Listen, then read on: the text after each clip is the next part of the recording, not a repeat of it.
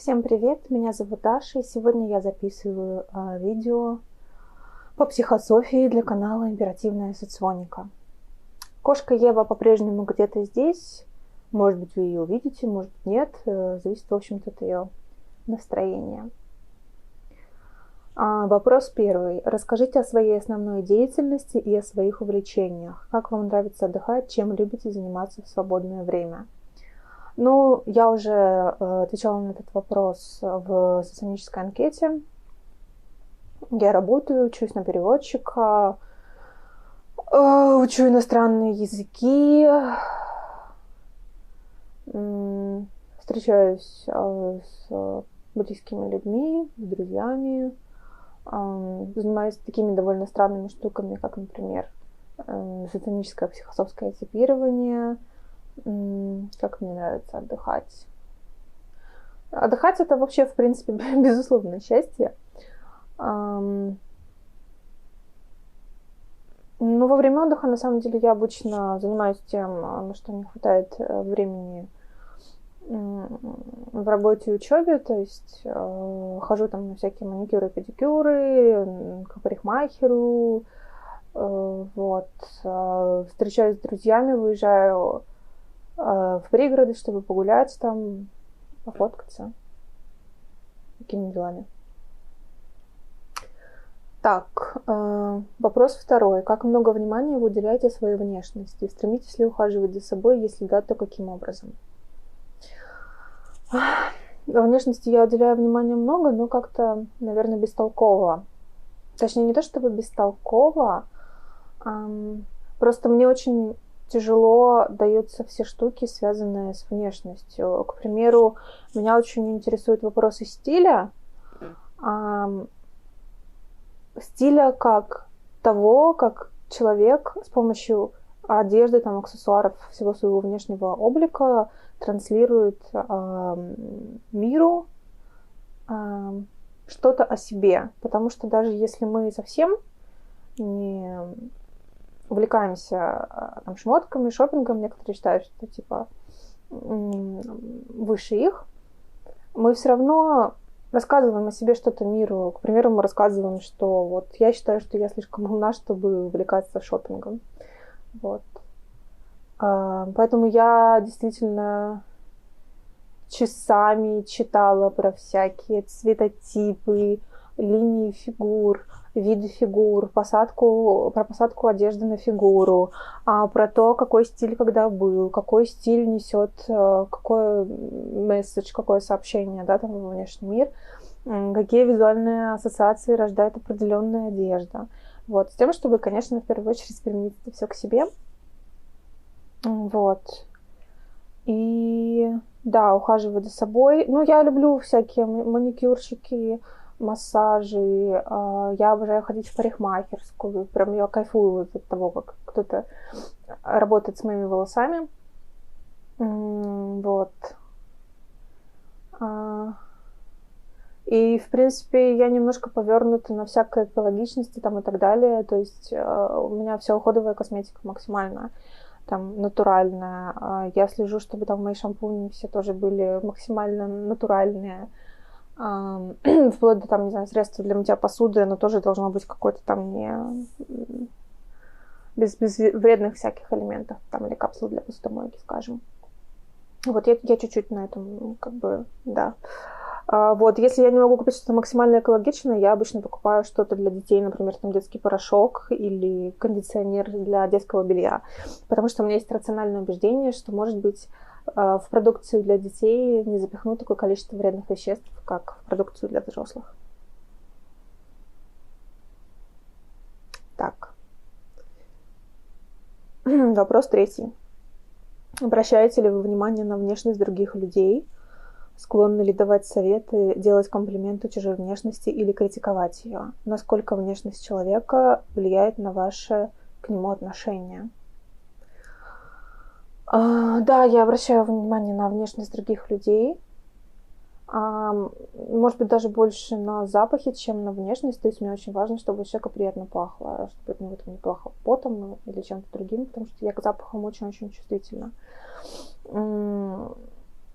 Давать советы? Нет, я не даю советов, потому что, если человек их не просит напрямую, потому что я считаю, что это не мое дело. Я терпеть не могу, когда другие люди вдруг начинают из позиции гуру давать советы кому-то, как ему, что ему надо сделать там со своей фигурой, со своей прической и так далее, потому что, тебя никто не спрашивал, в общем-то, зачем ты лезешь в личное пространство другого человека. Вот, особенно вот всякий там фэтшейминг не люблю, потому что, люди, когда говорят, что типа вот, нормально там отпускать какие-то комментарии по поводу полных людей, мы же заботимся об их здоровье. Нет, окей, если ты там подходишь к курящему человеку и говоришь ему, вы знаете, что у вас будет рак легких? Или если ты там подходишь к какой-нибудь беременной мамочке в декрете с коляской, говоришь, вы знаете, что вам было бы неплохо похудеть, вообще сбросить ваш лишний вес. Вот я сейчас вам посоветую упражнение. Тогда да, окей, это странно, это неприятно, но, возможно, ты действительно заботишься о чужом здоровье. Но если ты отпускаешь комментарии исключительно по поводу полных людей, неважно, в их присутствии или нет, то ты, не об их здоровье заботишься, ты просто пытаешься возвыситься за счет других, потому что у тебя там какой-нибудь нормальный индекс тела, а у них нет. Вот. Поэтому критиковать нет, я не критикую. Делать комплименты, да. Причем я сначала этого не делала, но вот у меня там коллега, она как-то очень классно и уместно делает комплименты чужой внешности. Я от нее приняла эту привычку, потому что, действительно, если ты видишь, что человек как-то вот там сегодня особенно хорошо выглядит, там, или как-то очень удачно подобрал аксессуары, или у него что-то такое необычное во внешности, там, какая-то там новая прическа, или там он брошку какую-то сегодня надел, скажи ему об этом, ему будет приятно, тебе будет приятно, всем будет приятно. Вот. Насколько внешность человека влияет на ваши к нему отношения? Конечно, мне приятно, если человек уделяет внимание внешности. И, в принципе, есть люди, они как-то очень гармонично выглядят, причем они часто не носят даже ничего такого особенного, то есть ты видишь, что человек, он не прикладывал каких-то особых стараний, но тем не менее он очень как-то классно, вот гармонично всегда сочетает вещи, у него это здорово получается. У меня тоже это иногда получается, но мне это стоило часов и часов и часов и часов усилий, поэтому мне интересно, когда у человека просто от природы такое умение есть. И да, причем я не особо обращаю внимание на, так сказать, исходные внешние данные, то есть у меня нет как-то предпочтений по цвету глаз, цвету волос, типу внешности. В общем, мне скорее важно общее, как человек распоряжается тем, да, что ему дала природа. Вот, что он с этим делает. Это гораздо интереснее, чем просто какой-то исходный материал.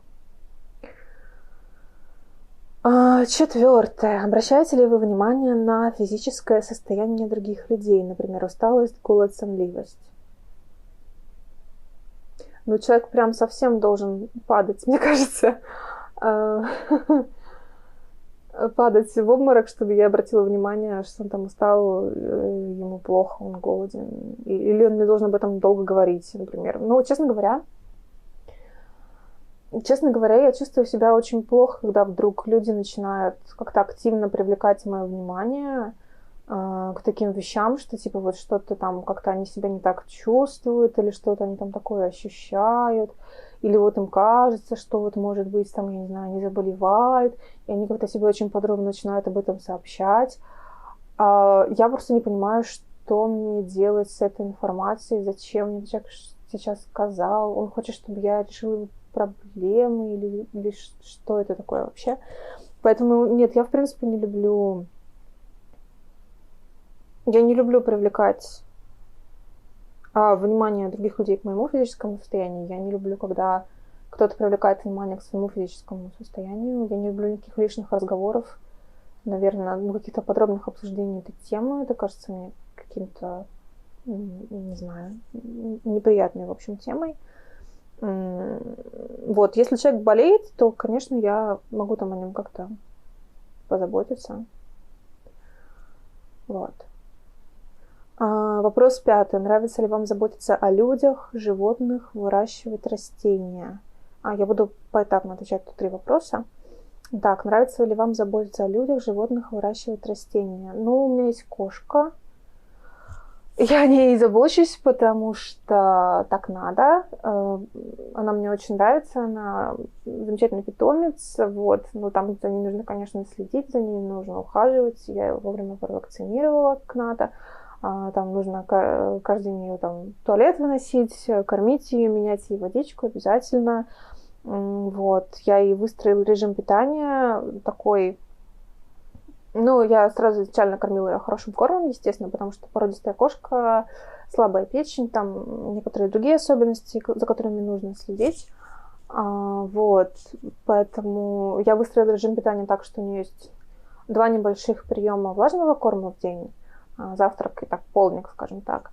И плюс у нее всегда в миске есть сухой корм, который она ест по аппетиту. Вот, и, в общем-то, она у меня не переедает, не ест лишнего, она знает, что у нее всегда есть еда. В этом плане все получилось достаточно хорошо. Вот. А выращивать растения, на самом деле, это не очень удобная тема, потому что я всегда забываю поливать растения, и как-то вот у нас в офисе есть суккуленты, кажется, это так называется. Такое, короче, растение, которое обычно растет на всяких скалах, неприхотливые, которые выращивают в таких стеклянных штучках. И он у меня жил. Я в какой-то момент поняла, что я его забыла полить месяца 2, наверное. И полезла его поливать, и говорю своей коллеге, даже странно, что он до сих пор жив. Она говорит, ну да, так я просто периодически его поливаю, свой поливаю, твой поливаю. И мне стало так неудобно, что я плохая мать, и плохо забочусь о своем растении. В общем, а потом мы, в общем, переезжали из офиса в офис, и я, в принципе, его где-то потеряла. То есть то ли его кто-то другой забрал, то ли что. Ну, в общем, мы потом въехали обратно в старый офис, а растения моего нет. И я его так и не нашла. Надеюсь, что с ним все хорошо. Вот. Теперь я завела другой офисный цветочек. У нас там рассаживали грядки. Вот. И у меня теперь растет цветочек по имени Марта. И я надеюсь, что Марта выживет. Вот. У меня нет амбиций по ее поводу. Я просто надеюсь, что она останется жива. Пока я не забываю ее поливать, но времени прошло не очень много. Да. Заботиться о людях. Нет, мне не нравится заботиться о людях физически. Как-то мне совсем... Что-то нет. Так. А вот и кошка Ева. Что у меня солнышко? Так. Часто ли вы сами ожидаете заботы от близких?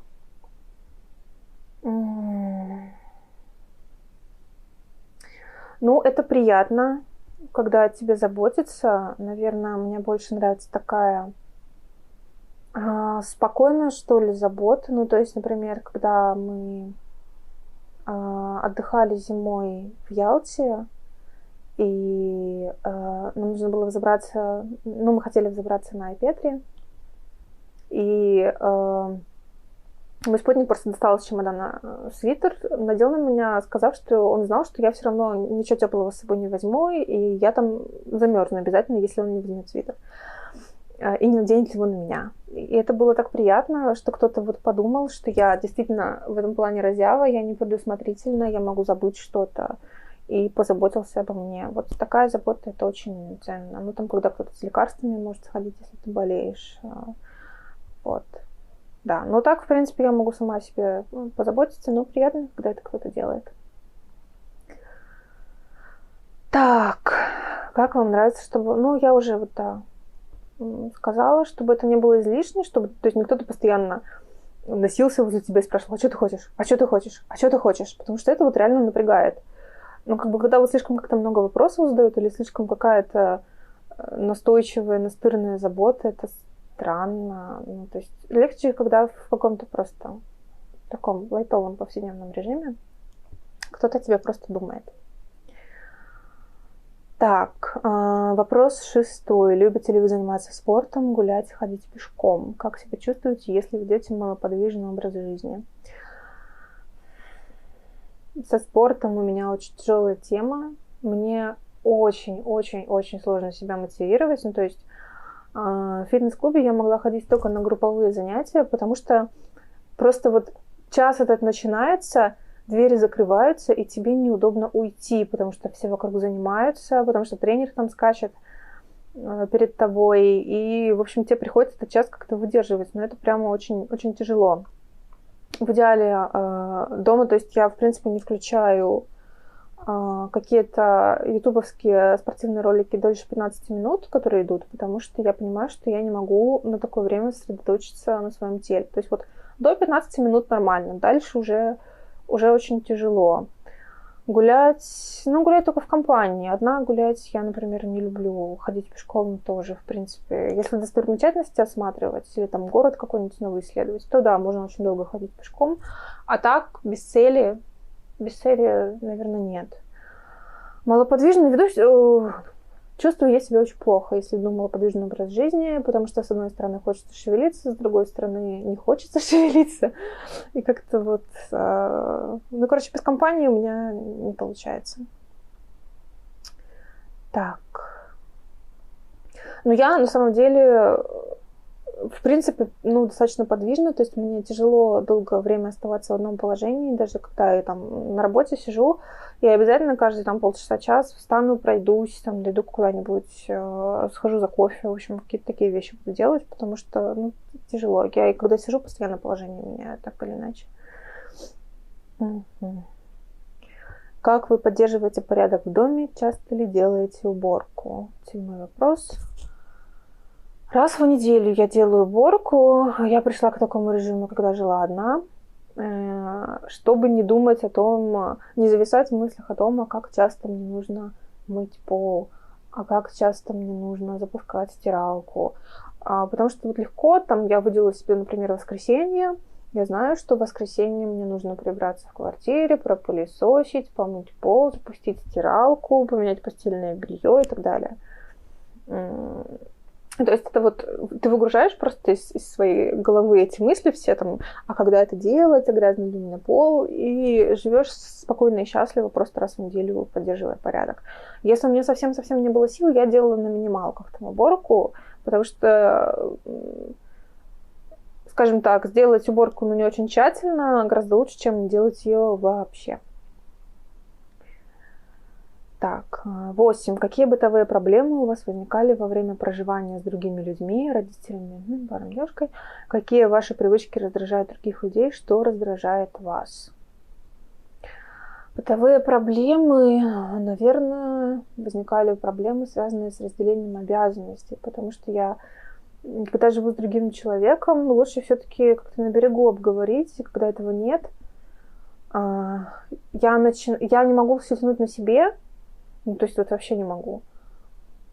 И меня очень раздражает, если другой человек... если я говорю другому человеку что-то сделать, а он это не делает.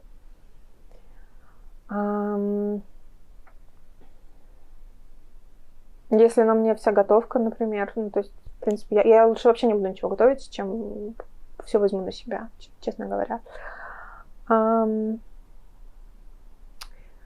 Проблема. Проблема распределения обязанностей, потому что в идеале распределение поровну, при этом желательно не вместе это делать. То есть, там, например, я в один день пылесошу, другой человек там вытирает пыль, в какой-то другой день в удобное ему время, чтобы не сталкиваться.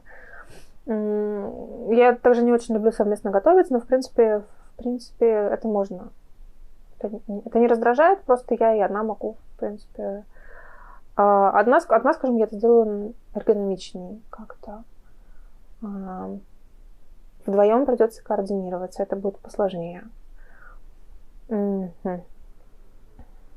Так, какие привычки раздражают других людей? У меня есть склонность захламлять пространство, то есть я раз в неделю прибираюсь, но все равно это моя привычка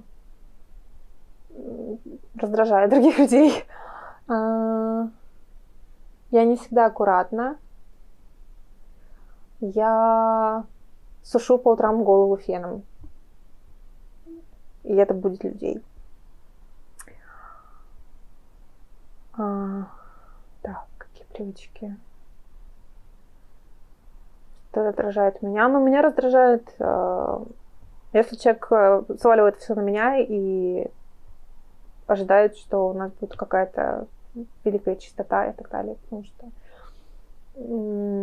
практика показала, что я не в состоянии сама все вывести. Так, 9. Если вы ходите в ресторан с другим человеком, людьми, то как ведете себя во время заказа блюд? Советуетесь ли по поводу выбора, если заказываете что-то на компанию? Важно ли вам отстоять собственные вкусы? Во время заказа блюд я выбираю то, что я хочу съесть. Недавно я пришла в ресторан «Хачапури и вино» и заказала хачапури и вино.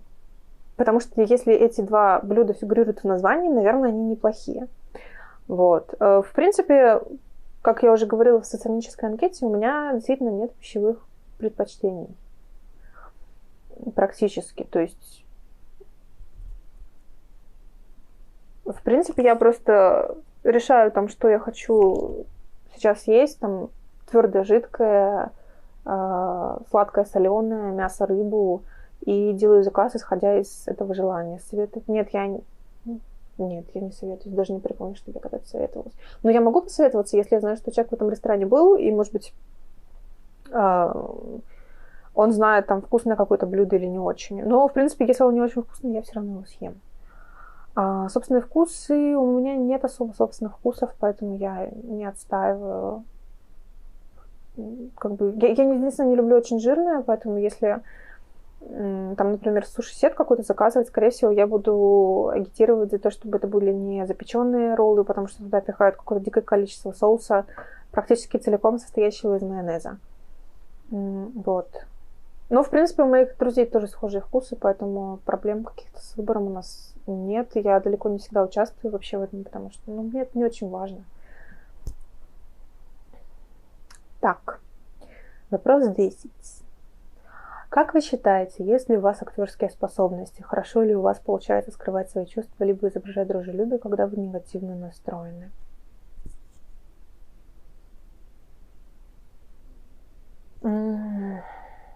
Я сейчас занимаюсь преподавателем техникой речи.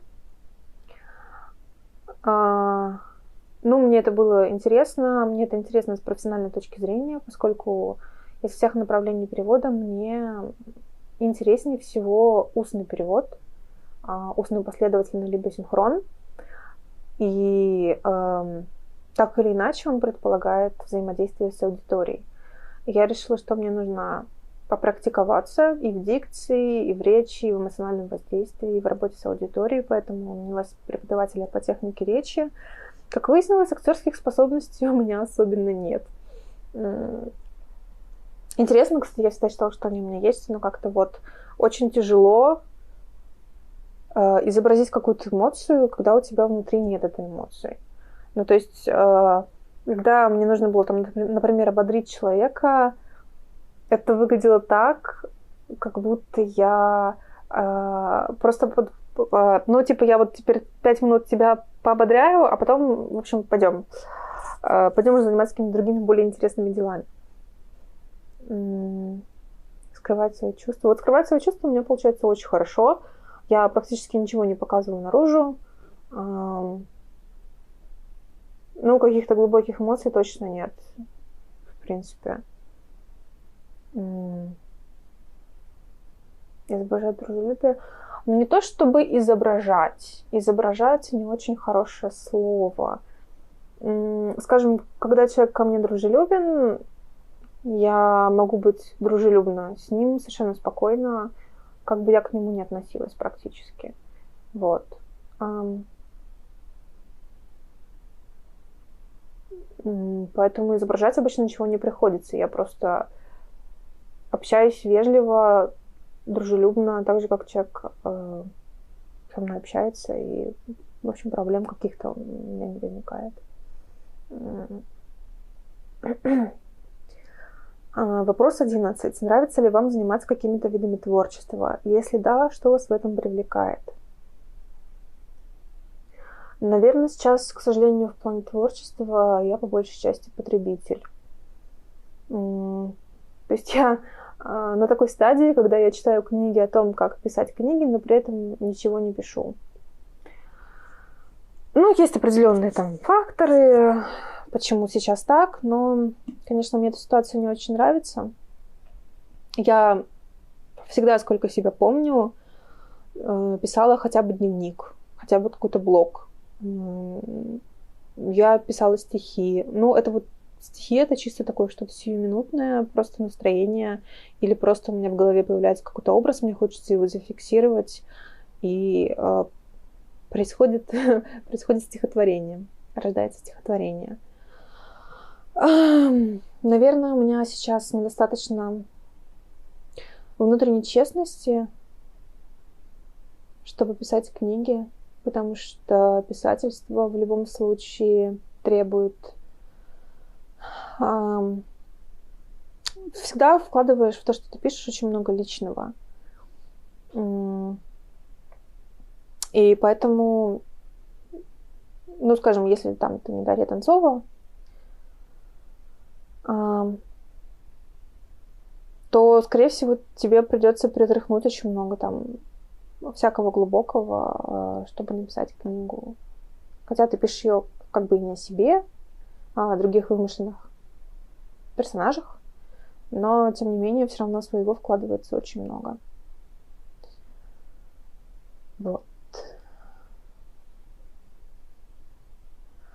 Так, как вы поднимаете себе настроение, если оно плохое? Часто ли вы испытываете негативные эмоции, с которыми не можете справиться?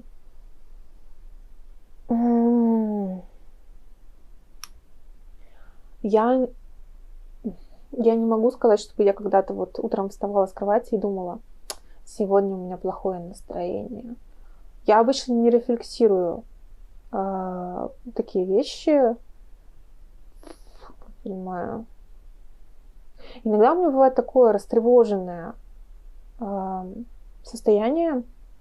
Как правило, оно связано иногда оно связано с эмоциональными факторами, иногда с психологическими. Если, например, я не досыпаю, то где-то через пару суток я стопудово слечу в такое раздраженное, заведенное такое настроение. В таком случае я могу найти какую-то соответствующую песню и просто поставить ее на репит, и вот идти и слушать. И там спустя 160 прослушиваний приходит прозрение. То есть не прозрение, а я как-то выхожу из этого состояния, либо просто я высыпаюсь и выхожу из этого состояния. Ну, вот как-то... Ой, вообще у меня достаточно ровный эмоциональный фон. То есть если представить эмоции как шкалу от 0 до 100, где 0 — это супер негатив, а 100 — это супер позитив, то обычно я варьируюсь, мое настроение варьируется где-то от 40 до 60. То есть 60 — это чуть приподнятое, 40 — это чуть такое, чуть больше в негатив. Вот поэтому плохое настроение. Однажды мне было как-то не очень, и я решила, что я всю субботу проведу вот прям в кровати, буду типа, не знаю, буду депрессировать. Полежала минут 15, поняла, что мне скучно, и дело, в общем-то, тоже еще есть, поэтому нет смысла. Часто ли вы испытываете негативные эмоции, с которыми не можете справиться? Редко. Редко, но метко. Как правило, если все-таки появляется какая-то негативная эмоция, она со мной остается надолго. Но опять же, вот это очень тяжело рефлексируется. Все потому что я даже в основном замечаю по телу, что что-то происходит в теле. Например, у меня вот грудной зажим, из-за которого я говорю в верхней части своего голосового регистра. Я даже не знаю, как он возник, но тем не менее он есть, он мешает мне говорить. У меня зажим плечевой, и когда я в каком-то напряжении, эмоциональном, там, например, там что-то происходит, или я через, там, не знаю, 3-4 дня начинаю чувствовать, что у меня просто болят плечи постоянно, у меня вот так вот зажало, я не могу расслабиться, и вот по таким каким-то косвенным признакам я отмечаю, что что-то не так в эмоциональном плане. Я даже вела дневник эмоций какое-то время, но мне, опять же, было очень сложно писать его, потому что это очень плохо все выходит на сознательный какой-то уровень. Так. Вопрос 13. Вы сдержанный или эмоциональный человек? Что вам больше свойственно? Оставаться внутри спокойным человеком, но снаружи быть эмоциональным, или наоборот?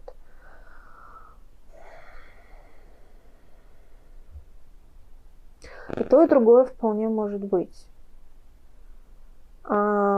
Есть, да, поверхностные эмоции, есть глубокие эмоции. В принципе, поверхностно эмоциональным человеком я могу быть легко в коллективе, в компании. Когда ты куда-то приходишь, ты заражаешься, да, общим настроением, так или иначе, в какой-нибудь оживленной компании я запросто вообще там могу толкнуть какой-нибудь тост, как-нибудь там смешно пошутить, как-то, в общем, там вовлечь в беседу, что-то там еще такое сказать. Ну вот, а потом я выйду, как бы там, не знаю, из кафе, из ресторана, пойду домой, и у меня настроение моментально придет как бы в спокойное состояние.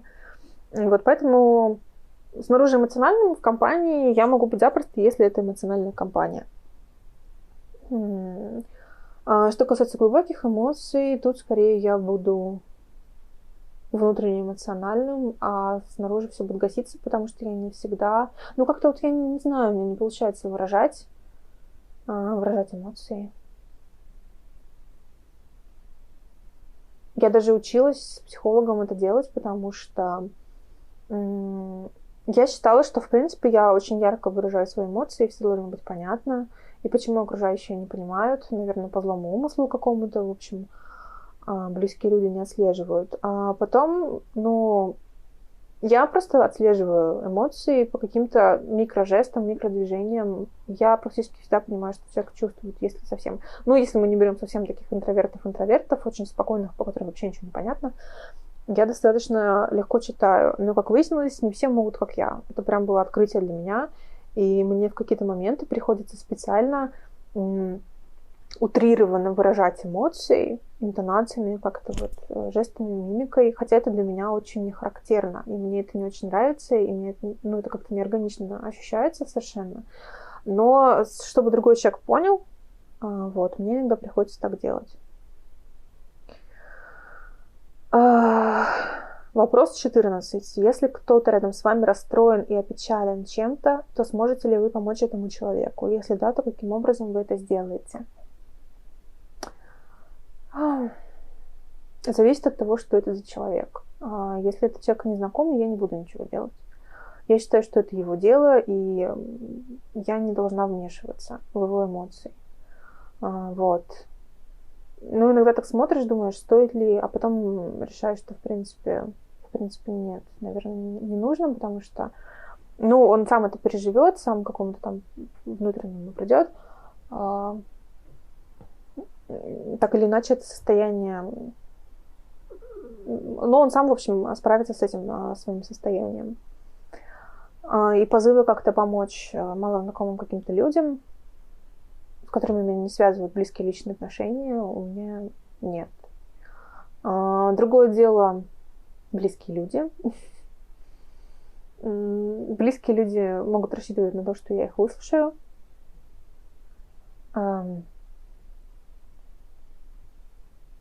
Посочувствую. Опять же, мне очень сложно именно вот эмоционально как-то сочувствовать. Вот что-то такое. Как-то вот для меня это как-то ненатурально всегда. И когда от других это исходит в мою сторону, это как-то странно. И самой это тоже как-то странно проявлять.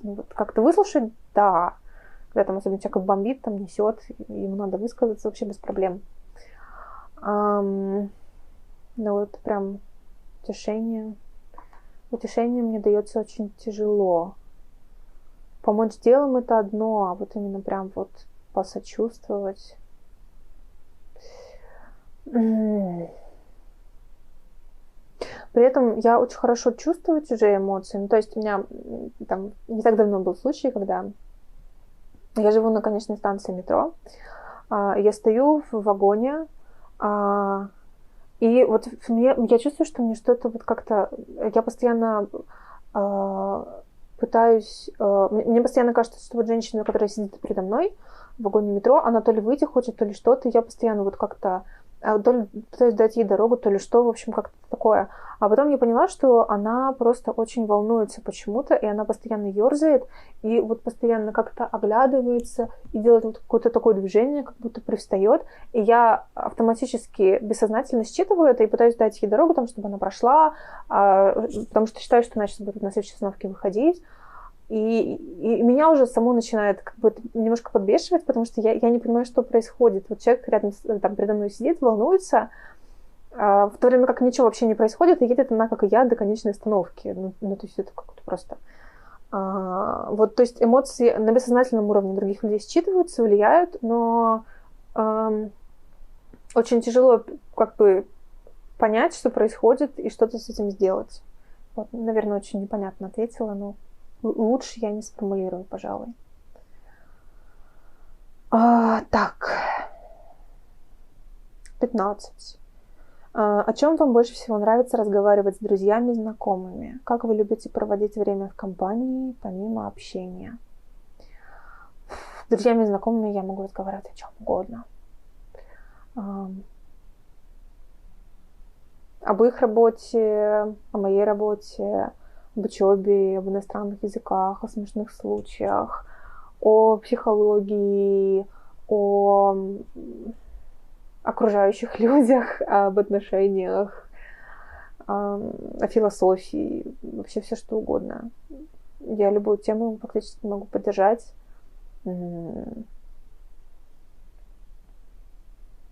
Главное, чтобы были какие-то общие точки пересечения с человеком. Помимо общения, я люблю совместные какие-то вылазки, пикники, шашлыки, поездки в пригороды. В Монрепо тот же можно съездить, там какую-нибудь Карелию, это очень классно. На природу. Можно прошвырнуться по барам, погулять по ночному Питеру, особенно летом, это здорово. Сходить в театр, сходить в кино. Настолки я очень раньше любила, сейчас уже как-то приелась. Квесты тоже мы раньше любили, ходили, сейчас тоже приелась. Поэтому вот последний раз мы играли в пейнтбол. У меня осталось пара впечатляющих синяков. И вот больное такое плечо, потому что постоянно приходилось поднимать тяжелый этот маркер пейнтбольный. Но было очень круто. В тир мы тоже ходили, было тоже очень круто. Поэтому, видимо, сейчас наши совместные развлечения сместились на какой-то выброс сдержанной агрессии. Так, 16. Как вы относитесь к спорам и дискуссиям? Часто ли отстаиваете свою точку зрения в разговоре? К спорам плохо, к дискуссиям хорошо. Отстаивать... я всегда могу отстаивать свою точку зрения в разговоре, а потом и чужую могу еще отстаивать. Скажем так. Я считаю, что если ты вступаешь с человеком в дискуссию, ты должен быть открыт к его точке зрения. Даже если ты с ней не согласен, даже если у тебя есть какое-то сложившееся мнение, у меня обычно есть какое-то сложившееся мнение, если уж я вступаю в дискуссию. Потому что какой смысл вступать в дискуссию по вопросам, о которых ты мало знаешь и до которых тебе нет никакого дела. Но тем не менее, даже если ты считаешь, что ты прав, другой человек не прав, выслушай его точку зрения. Он может знать что-то, чего ты не знаешь. Он может быть не прав в главном, но он может быть прав в каких-то деталях. Ты можешь быть не прав в каких-то деталях, да, там ты можешь тоже чего-то не знать. Поэтому дискуссия получается только тогда, когда собеседники не перекрикивают друг друга и не испытывают друг другу какой-то изначальный огромный негатив, они действительно стараются понять точку зрения другого. И в этом плане я дискуссию очень люблю. И даже когда я убеждена в собственной правоте, я всегда стараюсь сохранить открытое восприятие, я всегда стараюсь оставить некое место для сомнений, я всегда стараюсь выслушать собеседника, и если не приблизиться к его точке зрения, то хотя бы понять, почему он так считает. Так, 17. Читаете ли вы комментарии в соцсетях? Если да, как обычно на них реагируете? Часто ли сами оставляете комментарии? Я часто читаю комментарии в соцсетях, правда, в ну, скажем так, комментарии к политическим статьям я вряд ли буду читать, потому что это обычно какая-то просто жесть. Просто я не готова сталкиваться с тем, что в головах у людей, которые... Ну, в общем, ладно, не будем об этом, больной вопрос. Я читаю комментарии, иногда даже к таким развлекательным видео, типа у 2 чуваков есть пума домашняя, и вот я читаю комментарии к их видосам, и там люди очень прикольно радуются, пишут о том, какие классные эмоции там принесло это видео, как круто, вот, и ты читаешь и тоже думаешь, ну, клёво. Вот, позитив. Вот позитив я люблю. Если я вижу какую-то прямо... иногда интересно понять просто, что у человека в голове. Ну, я сейчас уже не про развлекательные видео, да, там про какие-то более сюжетные, да, там более спорные штуки, когда человек пишет какой-то длинный комментарий, там, не знаю, гневный или что-то. Он очень часто прям такую проекцию делает мощную, и иногда читаешь и думаешь, блин, ну как-то все запущено-то. Вот. Потому что, ну, интересно, особенно когда человек задевает, ты читаешь там какие-то прям личные реакции. Интересно. Сама крайне редко по делу обычно, вот. Ну, либо прям с какой-то конструктивной критикой, но критику я стараюсь подавать очень мягко. Вот. И все равно благодарю обязательно человека за контент, за там, видео, за статью и так далее, потому что он старался, он сделал что-то, в любом случае внес какой-то вклад, высказал свою точку зрения. Мне кажется, что это в принципе ценно. Вот, поэтому я всегда стараюсь, даже если критиковать, ну или уточнять, даже как не то, что критиковать, уточнять или высказывать свое мнение, я стараюсь это делать очень аккуратно. Вот. Ну и если мне действительно есть что сказать. Наверное, мне нужно больше оставлять хвалебных комментариев, но я, к сожалению, забываю. Вот. Мне иногда очень стыдно, я могу даже через 2 года прийти к человеку, ну, перечитать какой-то его материал, прийти и оставить какой-то положительный комментарий. Так, 18. Что может вас переубедить или заставить сомневаться в своем мнении по какому-то вопросу?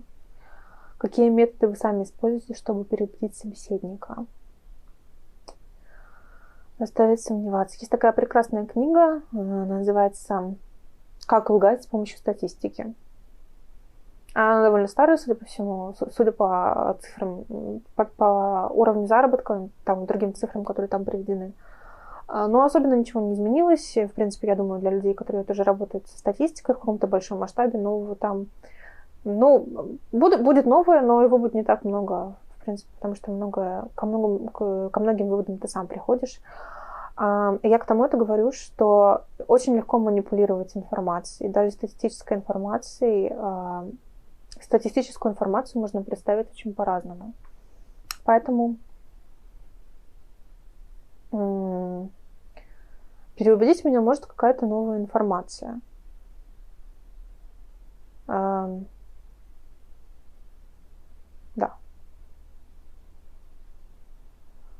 Какие-то новые данные, какие-то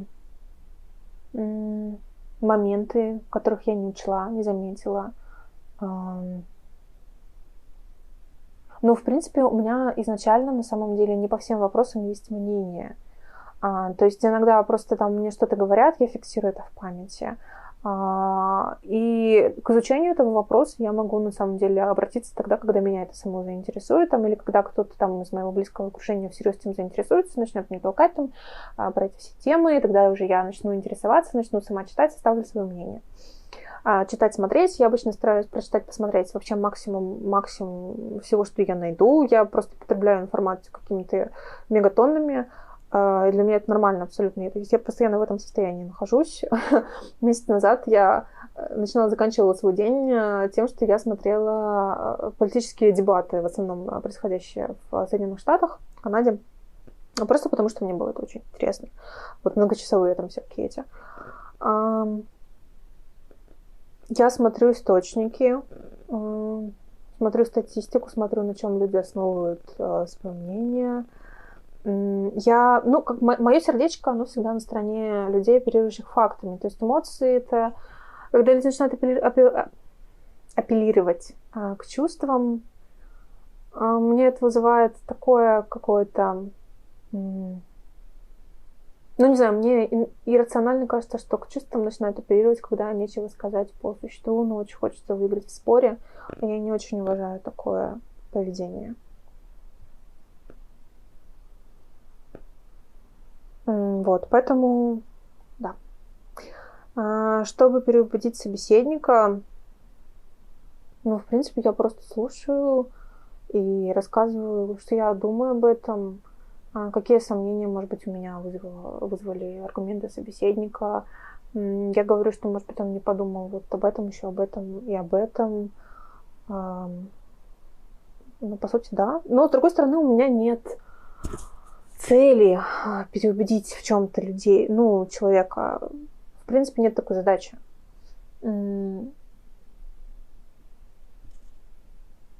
Вариант, каждый из нас остался при своем мнении, я считаю, ок, абсолютно. Так. 19. Каких людей вы считаете умными, каких глупыми? Насколько интеллект человека влияет на ваши к нему отношения?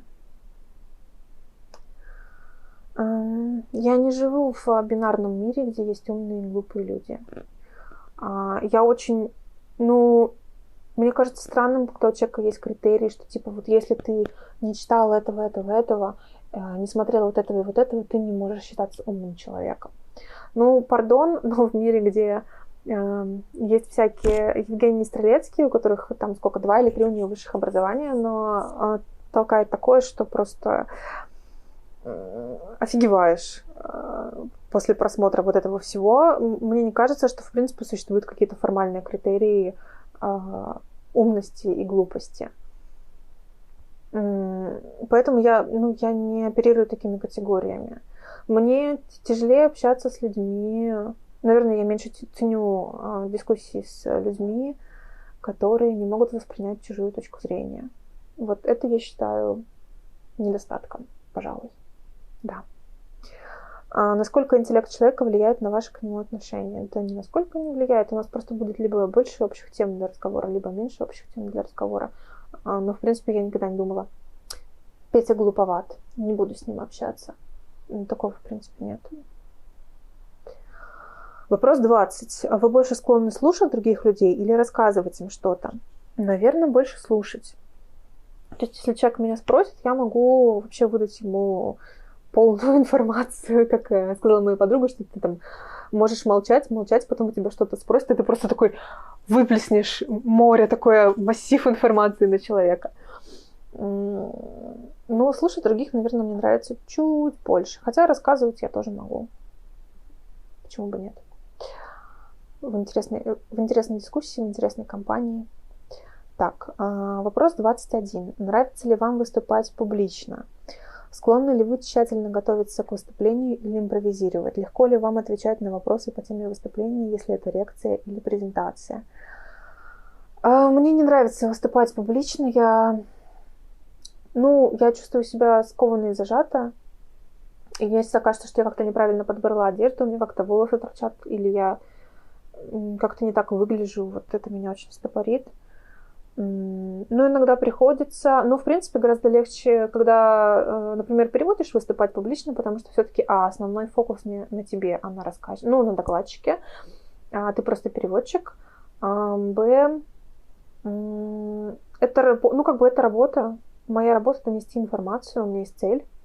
Вот. И из этой цели я исхожу. Я понимаю, что если я буду стоять, смотреть в угол, ковырять ножкой пол, что-то там про себя бубнить, никто это не воспримет. Поэтому мне так или иначе нужно как-то взаимодействовать, во-первых, с докладчиком, а во-вторых, с аудиторией.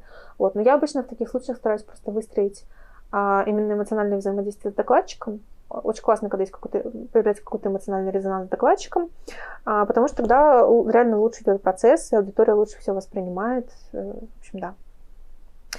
Тщательно готовиться, честно, нет, не склонна. Скорее я за импровизацию. Отвечать на вопросы, да, конечно, легко. Если я вышла с докладом, но если эту тему более-менее знаю, и в любом случае смогу как-то отбрехаться. Так. Вопрос 22. Если вы сталкиваетесь с новой для себя информацией, то как определяете, можно ли ей доверять?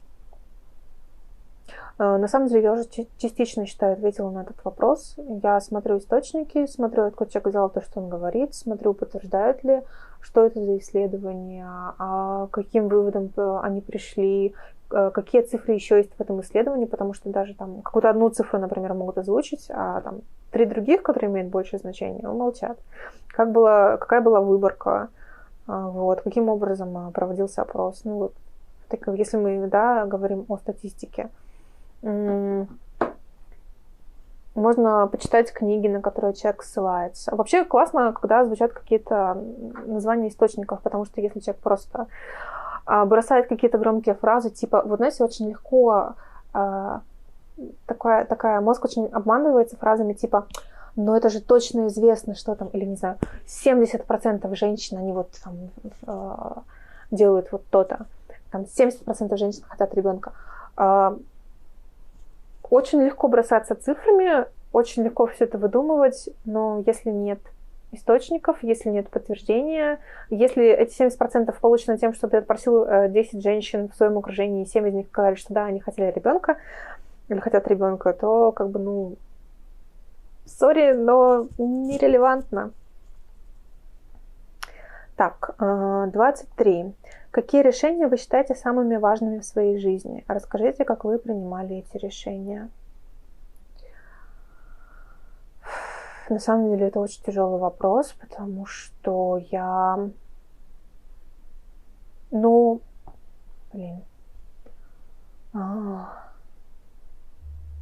Уйти из первого вуза, потому что решение поступить в первый вуз принимала не я, скорее мои родители. Ну, они так меня подталкивали, а у меня на тот момент вообще не было представления о том, что я хочу делать со своей жизнью. Уйти из первого вуза, поступить в второй вуз, в котором я отучилась, пойти на работу в фирму моей преподавательницы на тот момент.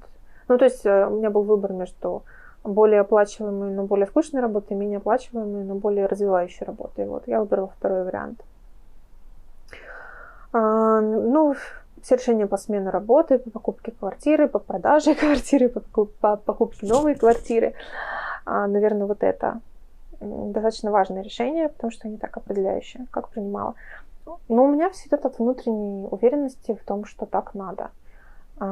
Опять же, я плохо отслеживаю момент, как появляется эта внутренняя уверенность, но вот прямо такой, знаете, вот как будто тебя припирает. И ты понимаешь, что вот сейчас надо действовать.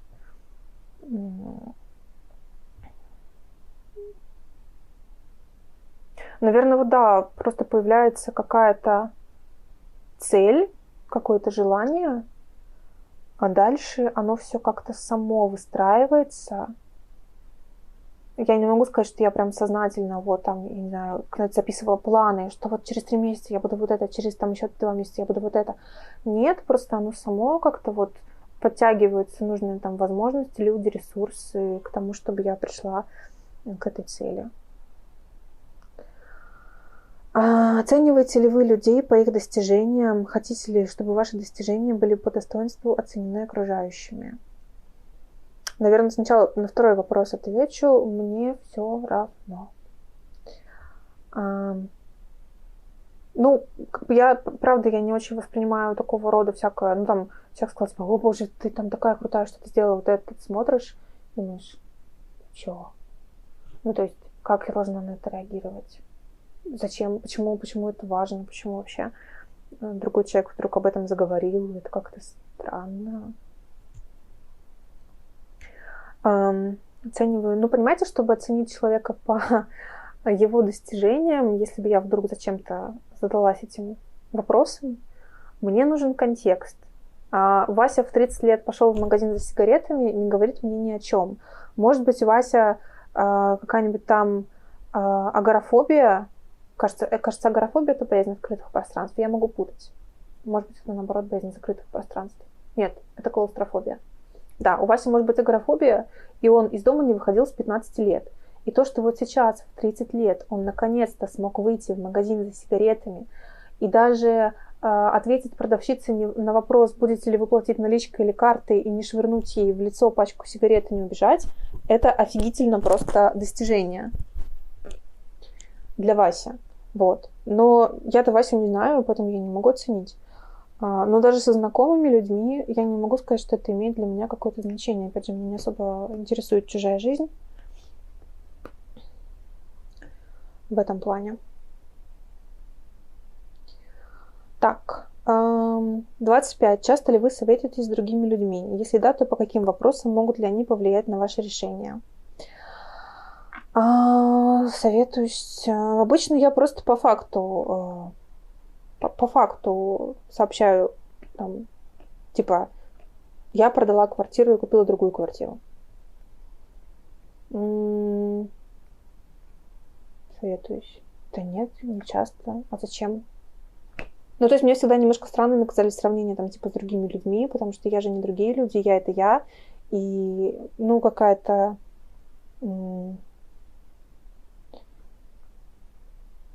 То есть какие-то бесконечные советы с другими людьми. Зачем? Могут ли повлиять на мои решения? Но если эти решения затрагивают их жизнь, то я могу принять во внимание их мнение.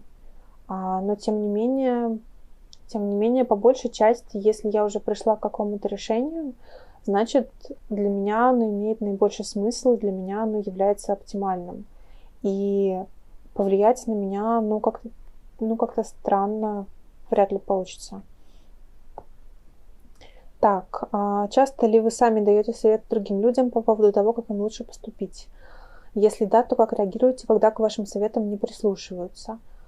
Советы даю не часто, стараюсь не давать, если меня напрямую не спрашивают.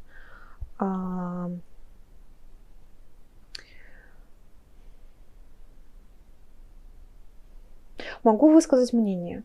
Как мне кажется, лучше было бы поступить. Но, опять же, это дело другого человека, это не мое дело. И он имеет право своей жизнью распоряжаться так, как он считает нужным и важным. Вот, поэтому... Как реагировать? Да никак, в принципе, не реагирую. Не прислушался, это его жизнь. Так, что вам помогает поддерживать мотивацию, когда вы движетесь к какой-то цели?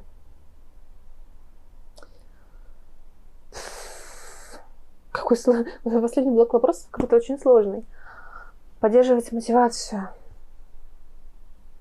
Само понимание того, что это моя цель, помогает мне поддерживать мотивацию. То есть, так или иначе,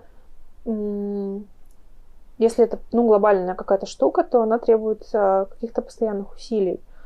Вот. И просто нужно их прилагать, просто нужно это делать, если ты хочешь достичь определенной цели. Я даже не знаю, моя главная мотивация, наверное, это я сама.